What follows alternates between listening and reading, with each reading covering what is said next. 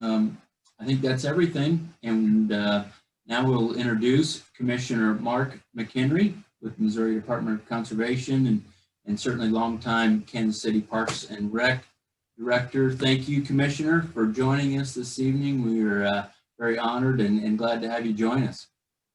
Well, thank you very much, Tyler. I really welcome the opportunity, and I'm glad we got this scheduled. I know we had to reschedule a couple times, and as you've said, virtual worked out pretty well, but there's always a great opportunity to have a little socialization and break bread and have a drink too. So I'm glad it worked out. And Mossy, thanks for kicking things off this evening, and we appreciate your leadership with the Federation, and I'm glad to see all the great things that CFM is doing right now. You know, I think the first place we're going to start is kind of at the beginning, Commissioner. Tell us a little bit about where you grew up, went to school, and how you got started in the Parks and Recreation field. Well, I grew up in Fort Dodge, Iowa. It's a community I call it a farming community, even though it's a pretty good sized city for the state of Iowa, up in the northwest part of the state.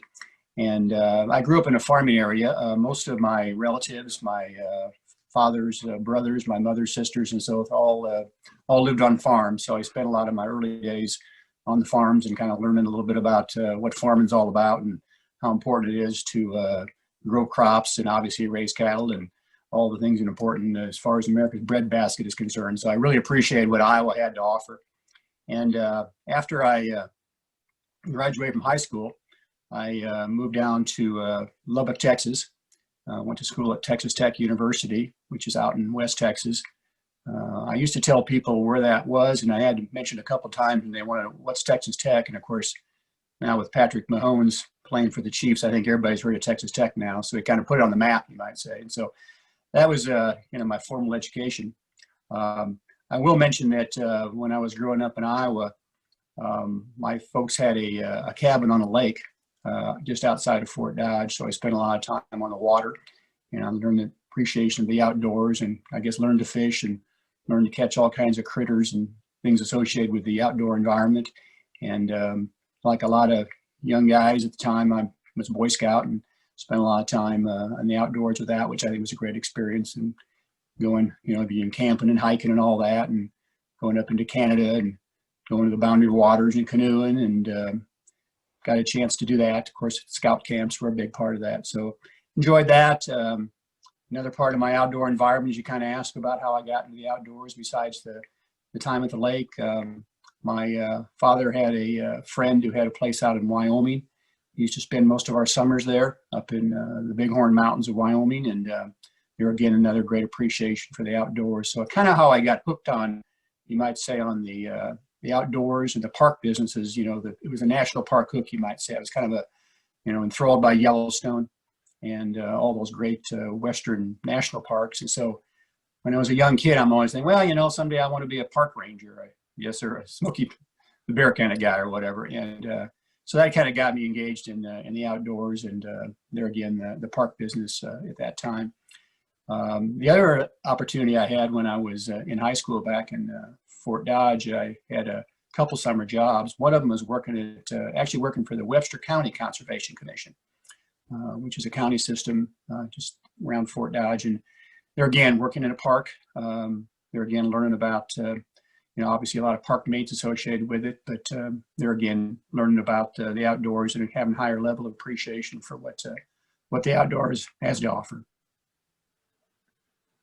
What are some of those memorable moments that you had, growing up? What were those defining moments? I think we all have times in our career that go, this is what I want to do, for the rest of my life. What are some of those things that stick out to you? Well, part of it is association with the national parks, but, back in my day, we kind of called ourselves free range kids. We would, kind of leave the house in the morning, on the weekends or whatever, and spend a lot of time outside. And we discovered a lot. And, I'm not sure if we have as much of that today as we used to, unfortunately, because of, I think kids' safety is always a concern, and it's always a concern, but maybe not as much at that time. And so that's how you climb trees. That's how you discover critters. You're picking up snakes and crawdads and lizards and you name it. that's kind of how you learn about these things. And sometimes it's a good experience, sometimes not a good experience. But that was part of it. And living around the lake, same deal. I mean, that was a big part of it. Spent a lot of time in the water, learned to swim in a lake. And same time, we were, kind of thing back then was, catching carp, which is not really game fish, but it was a fun thing to catch. And same thing with bullfrogs. And I learned a snapping turtle was all about. I didn't, I was catching painting turtles, and all of a sudden snapping turtles do bite. I realized that pretty darn fast. And we just didn't have any fear, it seemed like. We were just out, experiencing all that. And you just had to be outside. And the other thing about Iowa, you grew up in northern Iowa, it snows and get cold, but somehow it didn't seem to affect you. We were out in the wintertime all the time too, and experiencing all that. So I think a combination of those Colorado mountains, being around the lake, going to the Boy Scout camp. We went up to northern Minnesota and fished in the winter. I don't know if that's one thing I don't think we do much in Missouri. We do ice fishing. I was kind of amazed by that. We'd go up into those northern lakes in Minnesota, and you could drive out on the lake and grab a chainsaw and cut a hole in the lake, and you could fish, And it's amazing what can happen up in those frozen tundra areas. But so all that kind of added to just kind of being outside. And then I've kind of carried that for my whole life. I just like to be outside. That's awesome. That's so wonderful. So Texas Tech led you into a career. So walk me through the early stages of what some of your jobs were working through the Parks and Rec field. Well, and as you mentioned, and I did go to Texas Tech. I didn't know what I was going to study, quite frankly. I had this inkling about parks and being outdoors, and I didn't even know it until I got to Tech. The main reason I went to Tech is because I had a friend who went down there and said, well, it's just a beautiful place to go. It's better weather than Iowa, and a lot of actually very attractive ladies live in Texas. I did discover that. And so I went to Tech for that reason, quite frankly.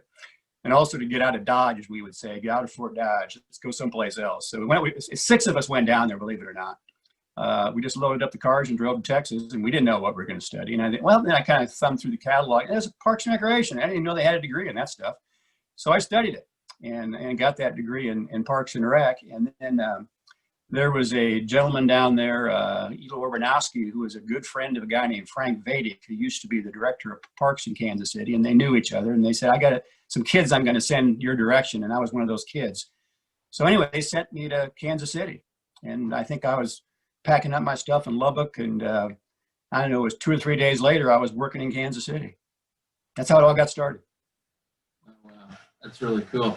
So did you go straight to the Parks and Rec there in Kansas City? Yeah, I went straight to Parks and Rec, and they had a program called Municipal Management Trainee, which was basically young college graduates, men and women that had some education, but they pretty much put you to work. I mean, you were a crew foreman, you mowed grass and picked up trash and supervised. And I learned a heck of a lot from the folks that have been around for years, the folks that have, kind of grown up through the system. They did not have the formal education, but they had put in hours and hours of good work to make the system work.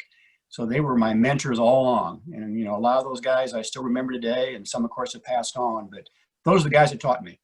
And the young ladies, same situation. We learned from those guys who've been around for years and really learned about the city and what city life was all about. And it was an eye-opener to me. I'd never lived in a big city. Fort Dodge and Lubbock's a little larger, but still, country kind of town. But I learned a lot. And then I was a management trainee for a while. And then I had an opportunity to get a position as one of the district supervisors. And so I did that for a few years. And then there was an opportunity for promotion to a division manager, and oversaw the construction development division, oversaw the golf courses.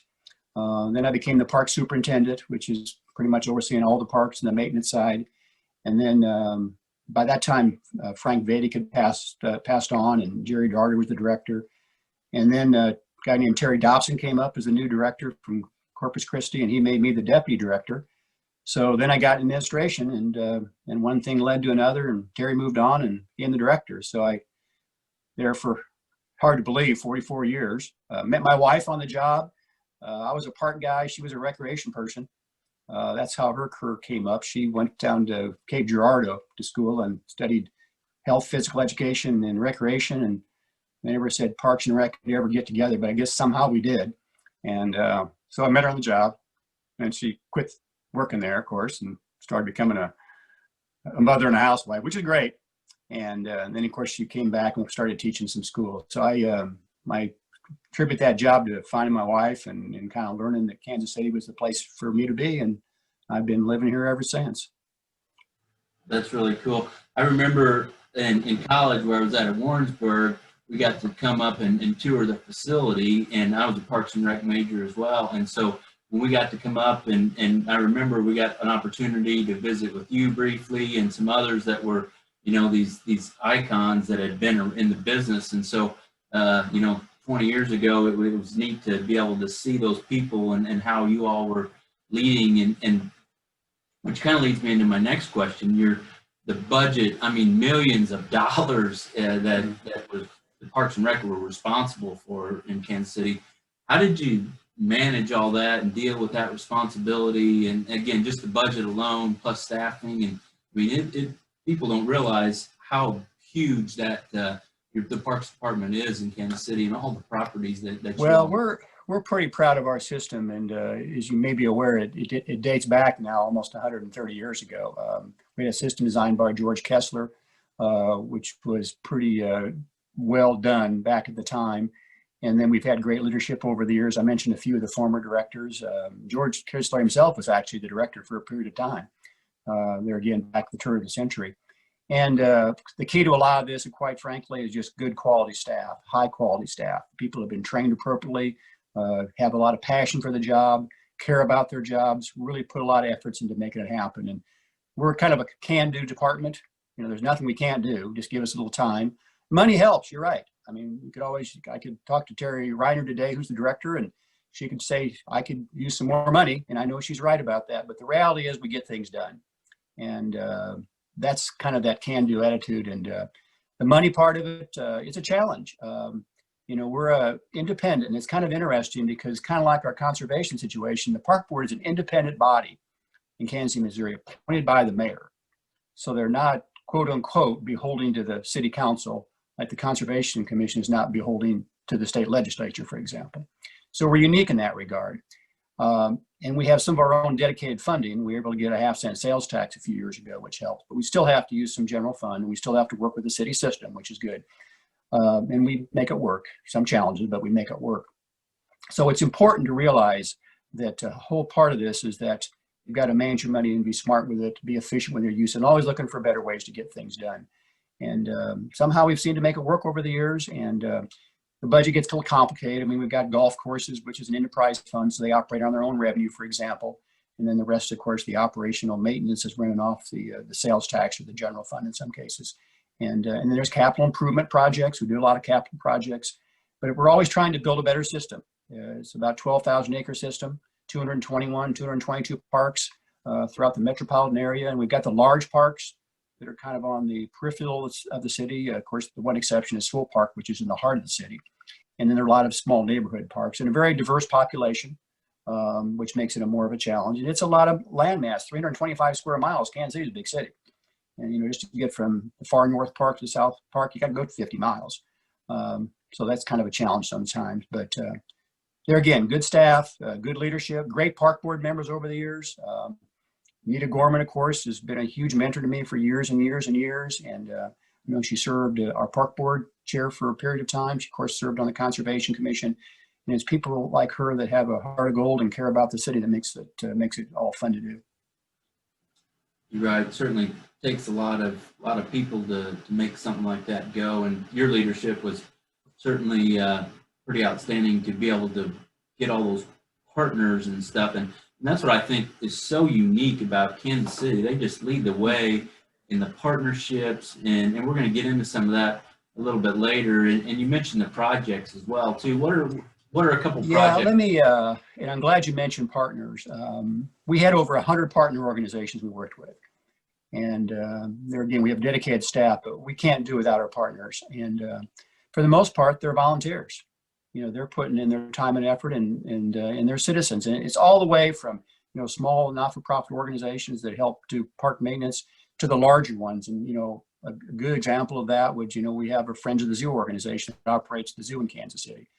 That's a group that is dedicated professionals that work together to get the zoo operational. And so we rely on that partnership. Starlight Theater also in Swope Park, along with the zoo. The National War I Museum and Monument over in Penn Valley Park, those are three of the larger ones. And then, youth baseball organizations and theater organizations and soccer, and the list goes, like I said, literally over 100 partnerships. And that really helps stretch our resources to make it happen. And without those partners, without those volunteers, it just plain doesn't happen. And that's the same way we're doing with your organization now. You rely on a lot of your partners too, Tyler. And of course, Sarah and the crew at MDC relies on a lot of partnerships too to extend our resources. And so I learned that a long time. You can't do it all yourself. You've got to have partners and ones that have a common mission, a common purpose, a common reason to provide citizens work. And so that's a big part of what we do with our partners.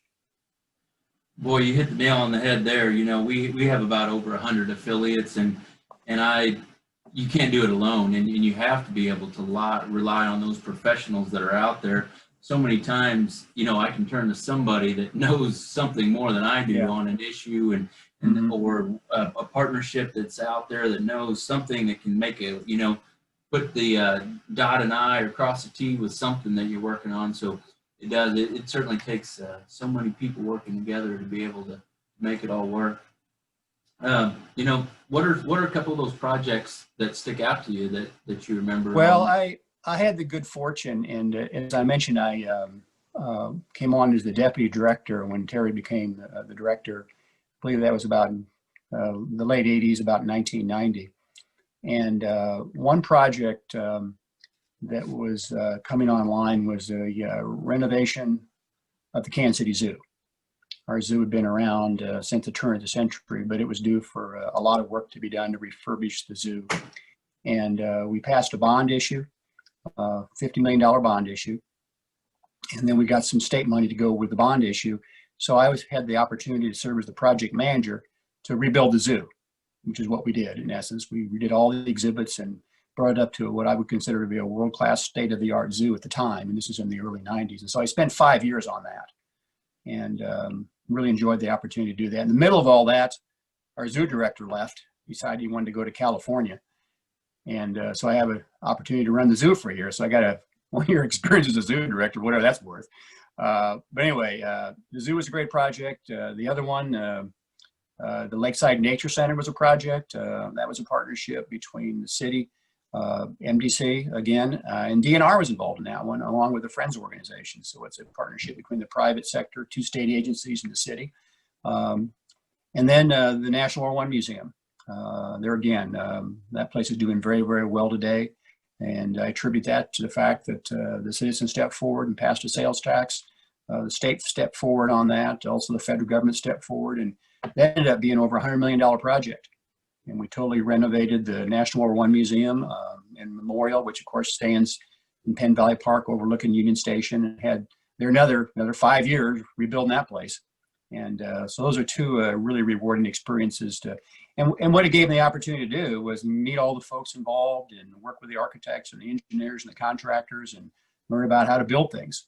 And I'm using those skills today, which is an opportunity to learn that stuff. And so those are 2 really memorable projects. And then there was a lot of other, park projects over the years, and trails and park improvements and playgrounds and baseball diamonds, and the list goes on. We're always building something, it seems like, or rebuilding it in some cases, of course, because things tend to wear out after a while. So that's kind of how I got involved in that part of the business, and I really enjoyed doing that. And then when Terry moved on, then I had to become an administrator and answer emails and go to meetings every day.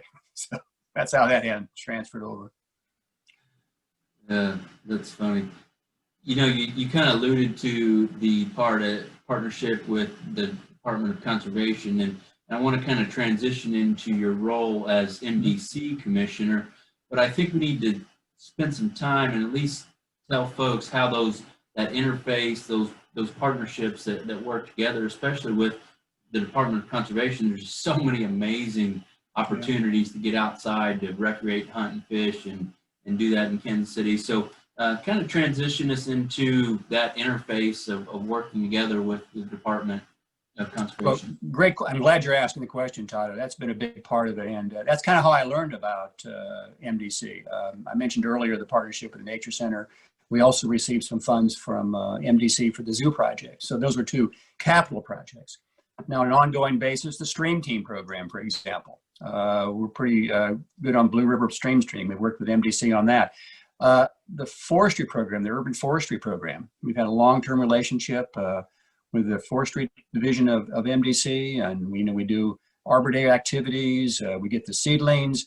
Whenever we got questions about urban tree issues, we talk to them. The emerald ash borer, for example. We're all facing that little green bug, and so we get advice from MDC on that, and they provide good consultation and good ways to manage those kinds of situations. Another one, of course, is we have a lot of urban lakes. We're involved in this community program where MDC stocks our lakes. And that's a great way for people to have the opportunity to catch fish within the urban lakes. Some of them are natural, but stocking is important too. One of the great ones, and we're just out of Bennett Springs here a few weeks ago, and that's where they bring the trout up to Shawmere Lake, which is not too far from where I live. So those trout wouldn't be in Shawmere Lake here in the middle of the city if they weren't coming through MDC's efforts coming from Bennett Springs. And so people look forward to that. So the stocking of the lakes is a big part of it, the forestry, and then of course the managed hunts. We have an overabundance of deer in our metropolitan areas, and we sure don't want to see them die from natural causes because there's a limited food supply, and we sure don't want them, running into some car on the road, which they do on occasions, and become roadkill.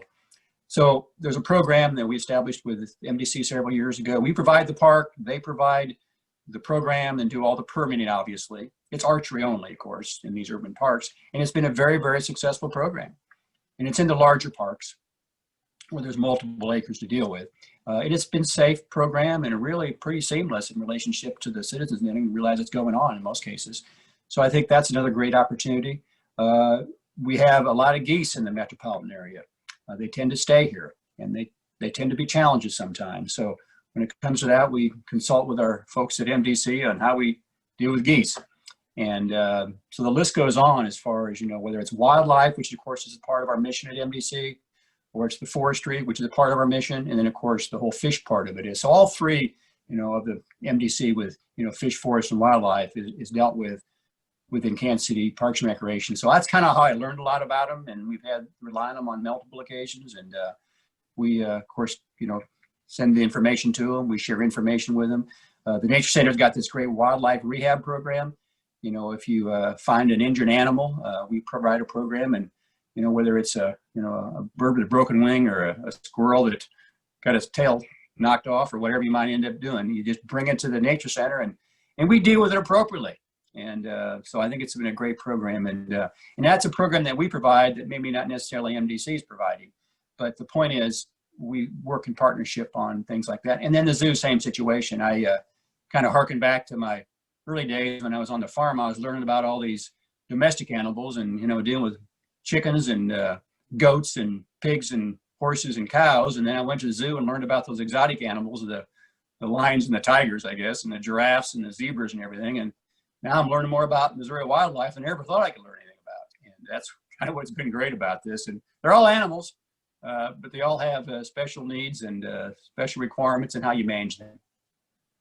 That's for sure. You mentioned the managed deer hunts. I don't think it's a secret, and some people know it, but man, there is some really nice deer in Kansas City area, and those managed hunts are highly sought after and well managed because there's a lot of big bucks in there and opportunity for people to hunt around the Kansas City area. I know a lot of people even from here or around the state, put in for those hunts, and it's neat opportunity. Well, you're exactly right. I've seen a few in my backyard. I lived just my backyard actually touches the green space. It touches Hodge Park, which is a 1,000-acre park. And so, yeah, I do see them out my back window. At that point, all I can do is look at them, but they're there. That's for sure. So let's jump into the commission a little bit and talk about how things are going at NBC. How did it start to desire to become a commissioner, and how's it going so far in your first little over a year now? Well, a little bit goes back to, as I said earlier, just the love of outdoors and Parks and Recreation. There's some connectivity, obviously. Three of the main focuses of Parks and Recreation is social equity, which is very important right now, health and wellness, and conservation. So there's one of our 3 pillars is conservation. So there's a connection right there in the park world to begin with. And of course, MDC is a parallel agency to DNR with state parks. So there's some connectivity there. And Missouri is a little unique that you've got 2 separate departments that deal with the outdoors. But obviously MDC is the one that's the most important when it comes to conservation. So that's kind of my roots when it came to that. And I've always had a desire to be involved. And then, as I mentioned earlier, Anita Gorman was a big part of that. There again, following her leadership and admiring what she was able to do with the KC Park System over all those years of her civic service. And then, of course, she served on the commission.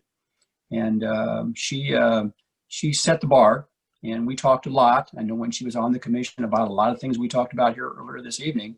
And she said, well, you know, we might want to get someone on there from Kansas City. And it's been a while since she's been on there, going back to the early 2000s, and said, well, you know, we might want to find somebody. And I said, well, you know, wait a minute, I'm getting ready to retire here at the end of the year from KC Parks, and I might be interested in that. So, long story short, I was interested, and process took place, and it's an interesting process. You've got to apply online and a little background information, all that kind of stuff, and go through the process. And anyway, long story short, I got that call from the governor back in August of a year ago, and I've enjoyed it. It's great. There again, like parks in Kansas City, it's a great staff. I mean, Sarah and obviously Jennifer and Mike and Aaron and the whole gang, you know, they do a great job. They're all professionals. And of course, we have a large staff throughout the entire state, and they really do a great job, which I really appreciate. So that's, again, a key to it. And it's a lot to learn, I will tell you that, Tyler. They gave me some documents and books and folders and notebooks, and I mean, it filled my trunk to bringing it back from Kansas City after I went to Jeff City.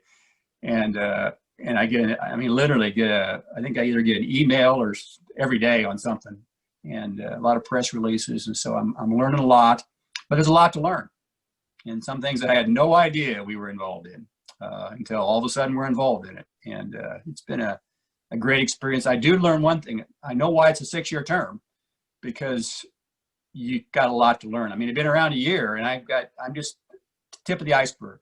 So I've got a lot to learn, and that's why it's important that it needs to be a longer term to learn more and more about what they're all about. So it's been great. I've enjoyed it.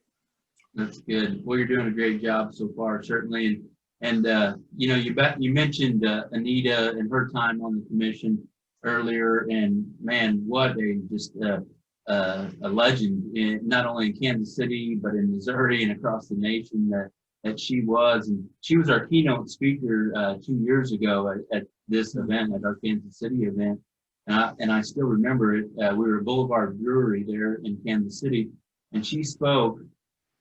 And I mean, the room was filled, and you could have heard a pin drop. I mean, people were just hanging on to every word that she had to say that evening, and her family was there. And it was just a really neat opportunity to get to learn about all of her priorities on the commission and the Parks and Rec, and follow certainly some huge footsteps there following in behind her, because wow, she's been very awesome in Kansas City, and like I said, not only in Kansas City but across Missouri as well. Wanted to talk a little bit about some of the conservation areas that are in Kansas City. So you mentioned some of the parks that are there, but what are some of your favorite conservation areas and some of the opportunities there in Kansas City? Well, I'm just kind of learning some of the areas that are a little out. Yeah, so I mean, of course, when it comes to facility, we have, of course, the Discovery Center that's located in the heart of the city that also bears Mrs. Gorman's name. We've got, you know, Burr Oak Woods out in the eastern part of Jackson County in the Blue Springs area, and James A. Reed facility where the regional office is, and large open space out there in the conservation area, 3 of them.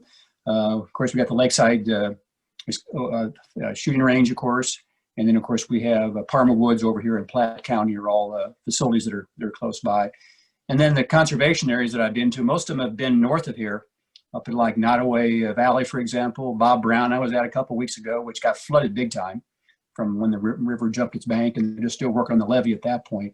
So I'm kind of learning more about those, and appreciate everyone I see that I have an opportunity to do that. We've also been acquiring some more property a little bit further down south of Kansas City, back to the east, the Linscomb tract, for example. We added to that here not recently, too far back. And so I'm seeing more and more of that. And as I would say before, I think it's important that one of the things is that we do all we can to provide the services provided by the Missouri Department of Conservation to the urban youth. And so we're, tend to be, other than the few exceptions I mentioned, which are great facilities, we want to be able to get our youth connected to the outdoors. So it's either, in this case, we really can't bring it to them. In some cases, we can get them to that. So I think that connection is really important, that we make that happen as much as possible.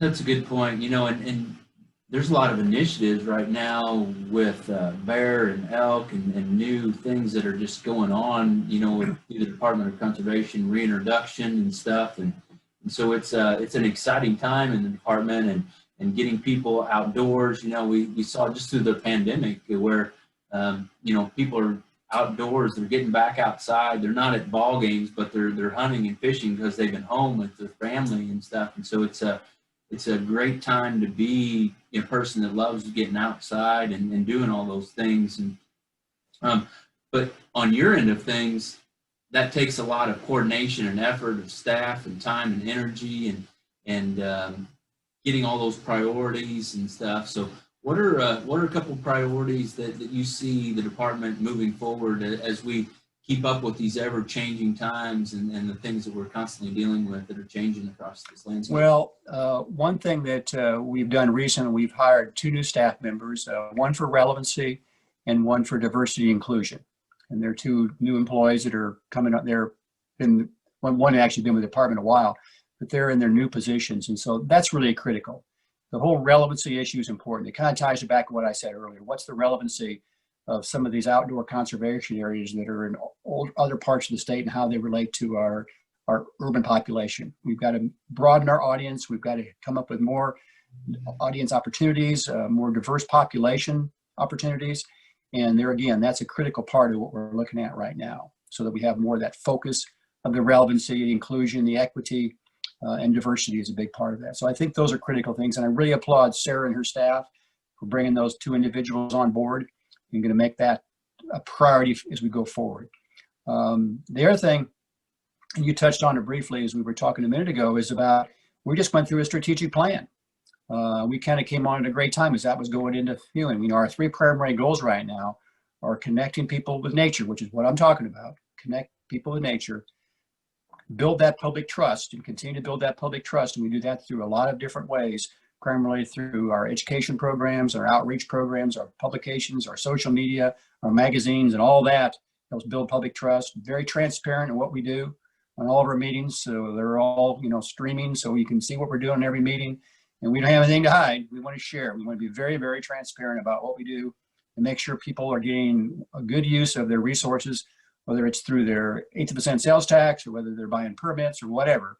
So again, make sure we keep the public trust. And then, of course, take care of nature, which is the 3rd pillar of all that. And that's everything we do, of course. Whether it's anything we do in the outdoors as far as habitat's concerned, or whether it's the forest or the fish or the wildlife, is taking care of the habitat. So there again, we had that great opportunity to build on those 3 pillars of our strategic plan. Also, we just did priority-based budgeting too. That's something new. It's a whole new budget format. And fortunately, I just had done that back in KC Parks. We had just done that the year before I had left. And so we were kind of getting our feet wet in priority-based budgeting. In that case, you're spending your money, what's your priority? You establish your priorities, that's where your resources go. And you still have divisions in certain areas from an organizational structure, but you have to weave those 2 together to set your priorities, and there's where your resources go. So the priority-based budgeting, the strategic planning was going on at that same time. We created, as part of the strategic plan, we have regional administrators now, for example. And we've got our 8 regions throughout the state, and we have an administrator, and gives better connectivity to our community in those different regions. So it's a person on point for that particular region is an example of that. And then, as like I said, trying to create that relevancy and inclusion. And we were doing this not necessarily in 2020. We were doing this back in 2018 and 2019. The Association of Fish and Wildlife Agencies that Sarah now is the president of started that, I think it was actually in 2018 they started it. So we're going back a couple years and saw how important it was, and not just in Missouri, obviously in other states were important to do that, but I think we're taking the lead and it's kind of setting the bar when it comes to that component here in the state of Missouri. And then, as you mentioned earlier, some of the things we're involved in, and there again, we're kind of on the cusp. But I kind of have fun with this because, you know, we've got great leadership and Don Vidal as our chair. He's been around a little while, but Barry Orscheln, fellow commissioner, came on earlier in the year in 2019, and then Steve Harris and I came out at the same time, so we're both the rookies. So three of us are relatively new compared to Don, and Don's provided that great leadership. But all three of us have had a great working relationship and really enjoyed getting to know those guys. But we came in at a critical time, and we also, as you know, we're hunting elk right now, and that's a whole conversation. And sure, been following that pretty closely. I know we had 5 folks got the lucky draw on that. I don't believe anybody got an elk during the archery part, but I know the firearm part's coming up here in December, and then black bear are coming. So that's going to be something that the framework is put together for that, and that program will be starting, you know, a year from now, basically. And then back to the wildlife, you know, we always got to talk about feral hogs. You know, that's stuff that I didn't know what a feral hog was until now. I know what a feral hog is, and yeah, love them, hate them, whatever. And we're learning how to deal with that. So, you know, I think we just come off of all of our challenges with CWD, which is still an issue, obviously, at least in 30 counties. But we had some to on that. But never a dull moment. Maybe that's another way to say it, Tyler. That's a good way to put it. And you hit on it earlier. Not only do you have the wildlife resources, but what I call the human resources and the people are getting you know, people involved and included in just all the outdoors, and not only, you know, the hunting and fishing, but in the urban areas and stuff. And you guys are doing a great job to be able to I don't know how you do it, but keeping all that stuff interwoven and relevant and on the forefront. It's a lot, but there is a great team at MDC. You're right. You hit on that. It's important that Sarah and the leadership that they have there, it all works so well together, because there's a lot of people that are passionate about it. And like you mentioned in your career at Parks and Rec, when people are passionate about it, you figure out a way to do it. And that's what I feel like our conservation, our outdoors in Missouri, just people figure it out. They figure it out, and they're certainly passionate about it, and we all are, which makes it it's a great legacy for the next future generations. So we're about running out of time, but I got a couple more questions that are really important that I really wanted to share with folks tonight. And you know, you've certainly left an amazing legacy, not only in Kansas City, but now with the opportunity in the commission and stuff. And people watching, you know, don't know Mark L. McHenry Park, 800-acre park plus in Kansas City, that was named after you for your dedication. And I certainly hope you feel honored, because you should, because, you know, citizens of Kansas City chose to name that park after you. But I guess my question is, why so much time in Parks and Rec and conservation, the outdoors? And you know, we thank you for all that you have done, and you devoted your life to this. And my question, I guess, is why have you chose to do that? Well, you know, I've kind of touched on a few of the things all along. And of course, I'm going to go back to my father, who kind of got it all started. He also had a farm in Missouri, by the way. I don't know if I mentioned that earlier. We had a family farm up in Memphis, Missouri, or Scotland County, Missouri. So I spent a little time in Missouri when I was growing up. And so I attribute to him, and also, you know, the brothers and the sisters of the family that kind of got me in the outdoors. And, you know, once you get hooked on the outdoors, you're hooked on the outdoors. And I think, you know, you touched on it earlier too, Tyler, about, you know, where people getting outside. Obviously, there's 1,000 bad things about COVID right now, but one thing that is positive, that people do get outside. I've seen more people in my neighborhood back this year than I ever saw. And getting people outside is important. And I get outside whenever I can. I love trails. I bike ride a lot, so I get to go on trails, whether walking or hiking. My wife and I raise German Shepherds, so we take the dogs out a lot. So, I mean, I just like living outdoors, basically, I guess. And you just kind of get to that point when you grow up and enjoy the natural environment and what it has to offer. And you only got one planet. We better take care of it, guys. And so it's important that we, you know, take care of our natural habitat and take care of all the fish in the forest and the wildlife in our state, and really appreciate what we have to offer here in the great state of Missouri. And I consider myself a Missourian right now, and I've enjoyed, obviously, my time in Kansas City and the great thing it has to offer. And they're doing a great job right now. And MDC's got a lot of great years ahead of it. And there again, partners like yourself at CFM, a big part of that. And so it's in your blood, I guess, your DNA, or it's your culture. I guess those are all different ways you can say it. And I enjoy doing it. And that's kind of where we're coming from, Tyler. That's a great way to put it. And, I think to tie it all together with the parks, the rec, the outdoors, what's your greatest hope for us as Missourians, the future, and what's tying it all together, outdoor recreation, conservation, natural resources. What's your greatest hope for this moving forward? Well, I sure hope that we continue to get support both at the state and the federal level too. Great American Outdoors Act got approved, which was a great thing. I was dealing with LWCF back in the 70s when I was working legislation for our state association and for our national association, going up on the Hill and talking about that. Well, it happened, and now we want to get the Wildlife Act passed. And so we've still got a lot to happen to get the resources that are important and to preserve and protect. And, land's important too. I really think that's important that we can, and I know we add land, MDC, and I think I would continue to say we continue to add land in our urban areas as well. We just need the open space and the natural habitat. So my greatest wish, as you say that, is just to preserve and protect and to continue to put more land into public hands. So we just don't need to see everything, you need to pave and develop everything. We need to be smart in how we develop things. Managed growth is important in how we do things. We have limited resources, and we need to really treasure what we have and take care of it and appreciate what we have to offer. And like I said, we have to share all this together. And I just want to continue to see that happen. Well, thank you. You're doing a great job, and we certainly appreciate you joining us tonight. And we talked about a lot of stuff. Certainly as Kansas City and conservation that you've been involved in. So from the bottom of my heart, CFM, conservation, Kansas City, we certainly thank you for your public service over the years and as you continue on the commission. So wonderful job tonight, and thank you for joining us. Certainly appreciate it.